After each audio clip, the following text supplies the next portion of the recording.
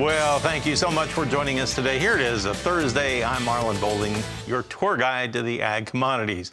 It is weekly export sales day, and guess what? We did get the numbers today.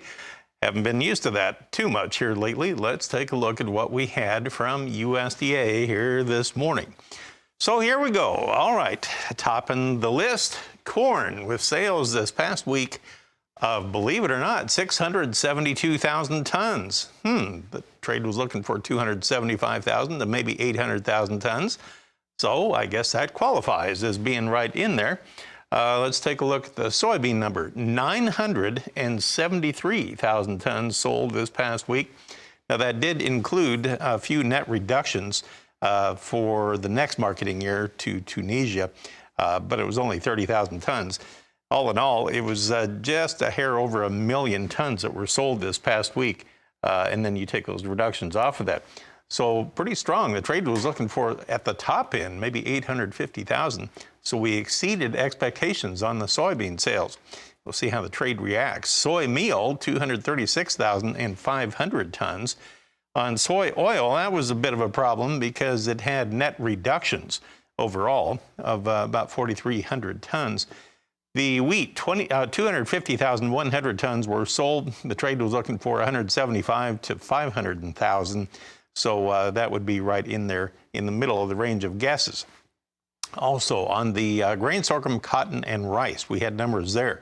Grain sorghum, 53,200 tons. This time there were none last week. And I believe, if I remember right, before that, of course, who knows amidst all the chaos in the reporting, but I think there were cancellations earlier than that. But this 53,000 tons, a nice showing this week. Upland cotton, only 71,700 running bales. Rice, 7,900 tons reported sold this past week. Now, as we look at the overnight trade, we had a higher tone. Let's go to the corn board here. Our quotes are provided by bar chart. And December corn was 2 cents higher this morning at 672.5. On the soybean trade with these quotes, we have the November 5.5 higher at 14.14 1/4. Now keep in mind, tomorrow we get our quarterly stocks report from USDA. That'll be out at noon Eastern time. I'll have the full coverage as soon as those numbers come off the printer tomorrow, so stay tuned for that. But anyway, higher tone across the soybeans overnight. Let's look at the wheat market. We'll start in Chicago. We had December just a penny higher overnight at 904 1/4 as we wrapped up that Globex session. On Kansas City, wheat only a half cent higher on the December contract, so it didn't have much behind it. And on spring wheat in Minneapolis, we were actually down 2.5 cents at 970. On December cotton, we finished up with the December 79 points lower this morning at 87.70. I'm joined by Brian Hoops of Midwest Market Solutions in Springfield, Missouri. So pretty solid numbers the way it looks here, Brian, for corn and soybean export sales this past week. Were you surprised by that? Well, the soybean number is the one that probably jumps out at a guy. That was the one that was the strongest. China was back in as a pretty decent buyer, and they did some switching from unknown destinations to reflect China and reflect Mexico. But the soybean number above expectations. Corn rebounded from last week's really poor numbers. It was probably within expectations, though. And so as we look at these numbers and kind of put them in a big picture perspective, this corn number, it's not meeting what we need to be on a weekly basis to reach USDA. That's about 20 million bushels of a corn, and we need around 35 or so to meet the USDA forecast. So we continue to run well below the pace needed and well below last year's pace for corn sales. Now, corn has acted fairly decently recently, kind of shrugging off some bearish news in the form of a weekly EIA report yesterday and these export sales numbers over the last couple of weeks. Not real great numbers, and yet we're still hovering around the 670, 675 a bushel number, despite the fact we have a sharply higher U.S. dollar. Now, the soybean number was the one that really stood out and was the one that was kind of gets the gold star for this week. That's about 37 million bushels, a good number. Good to see China showing up once again. We're well above the 23 million that's needed on a weekly basis to reach the USDA forecast. Now, next week's sales likely to slow down just a little bit because we haven't had any private sales this week, and the wheat is just kind of it's just a routine number. We're very similar to what we were a year ago each and every week. And that number wasn't an outstanding number by any means, but there is always that hope that we'll see better exports with the concerns what's happening in the Black Sea region. Exactly. Okay, we'll take a look at the beef and the pork export numbers in just a moment. We're talking with Brian Hoops. We'll be right back.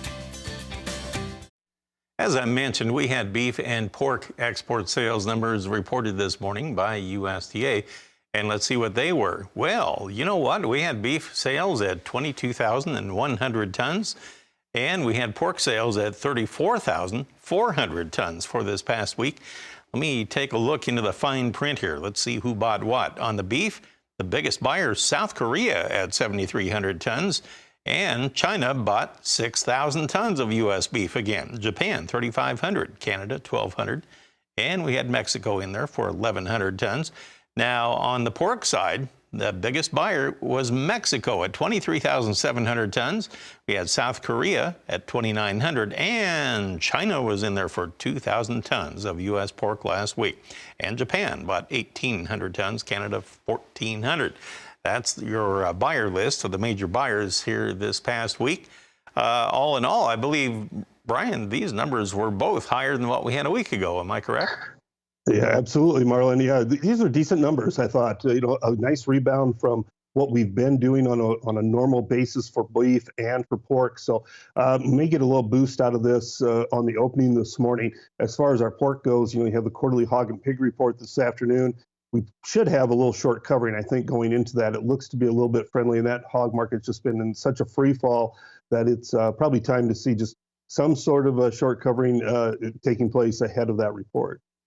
I want to review where we finished yesterday in our livestock trade. Let's go to the live cattle. And when we finished up the trade, we had we'll go with December. I believe that was the highest volume month. December live cattle finished at 146.27 yesterday. That was down 62 cents. And on the feeder cattle market, we wrapped up yesterday's session with October down $1.12, and November was down $1. That would put October at 175 even.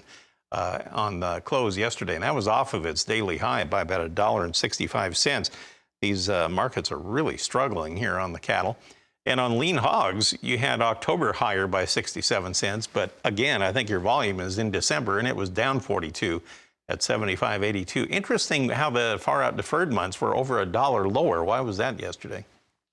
Yeah, it's a lot of spread trade taking place in these markets, and so that's why we saw so much weakness in those deferred contracts. Now, the cattle market, we've had some cash trade this week, steady money with expectations steady to higher. So little disappointment, but probably the biggest disappointment's been in the fact that the box beef values continue to kind of be in a downtrending market in here. They expect to see a rebound starting next week in both the futures and the box beef, but it's really cut into packer margins. They're probably only $12 to $15 a head profitable right now. So most likely they're going to start to slow down their kill speeds. All right, great information. Thank you, Brian, for helping us sort it all out this morning. That's a lot of data. Brian Hoops of Midwest Market Solutions. Suzanne, the table is set. We're about ready to begin trading at the bottom of the hour.